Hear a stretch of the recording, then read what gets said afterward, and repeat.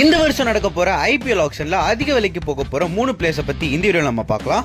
மூணாவதா இருக்கிற பிளேயர் யாருன்னு பாத்தீங்கன்னா வெங்கடேஷ் ஐயர். போன வருஷம் நடந்த மெகா ஆக்ஷன்ல கேகேஆர் அவரை 23.75 கோடி கொடுத்து வாங்கினாங்க. ஆனா எந்த ஒரு பெர்ஃபார்மன்ஸும் இல்லாத காரணத்தினால அவரை ரிலீஸ் பண்ணிட்டாங்க. ஆனா ஆர்சிபி, ராஜஸ்தான், டெல்லி போன்ற டீம்ஸ்க்கு ஒரு நல்ல மிடில் ஆர்டர் பேட்ஸ்மேன் தேவைப்படுறாருன்ற காரணத்தினால வெங்கடேஷ் ஐயர் மாதிரியான ஒரு ப்ரூவனான பிளேயர் அதிக விலைக்கு போவாருன்னு சொல்லிட்டு எதிர்பார்க்கப்படுது.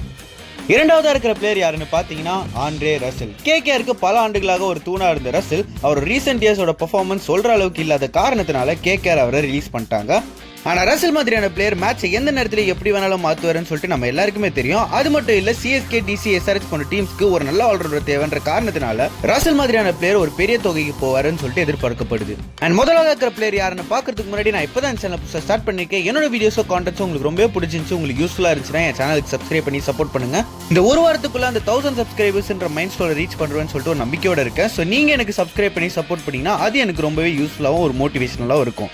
அண்ட் முதலாவது இருக்கிற பிளேயர் யாருன்னு பாத்தீங்கன்னா கேமரன் கிரீன். வரலாறு காண முடியாத அதிக தொகைக்கு கேமரன் கிரீன் இந்த வருஷம் நடக்க போற ஐபிஎல் ஆக்ஷன்ல போவாருன்னு எதிர்பார்க்கப்படுது. இதுக்கான காரணம் என்னன்னா, கேமரன் கிரீன் தற்போதைய இன்டர்நேஷனல் கிரிக்கெட்லயே வளர்ந்து வரும் ஒரு தரமான பிளேயர்னே சொல்லலாம். ஐபிஎல்லையும் இதுக்கு முன்னாடி மும்பை, ஆர்சிபி போன்ற டீம்ஸ்க்கு நல்லா பெர்ஃபார்ம் பண்ணிருக்காரு. ஆக்ஷன்லயே அதிக தொகையோட வரப்போற சிஎஸ்கே அண்ட் கேகேஆரோட கண்ணு கண்டிப்பா கிரீன் மேல இருக்கும். இப்போ நீங்க சொல்லுங்க, கேமரன் கிரீனை எந்த டீம் வாங்குவாங்க, எவ்வளவு தொகைக்கு வாங்குவாங்க? இல்ல அவரெல்லாம் அவ்வளவு தொகைக்கு போக மாட்டாரு, வேற ஒரு பிளேயர் தான் அதிக தொகைக்கு போறாருன்னு நினைச்சீங்கன்னா உங்களோட கருத்துக்கள் எல்லாத்தையும் கீழே கமெண்ட்ல சொல்லுங்க. கண்டிப்பா நான் எல்லா கமெண்ட்டுக்கும் ரிப்ளை பண்ணுவேன். அண்ட் மறக்காம சேனலுக்கு சப்ஸ்கிரைப் பண்ணிடுங்க.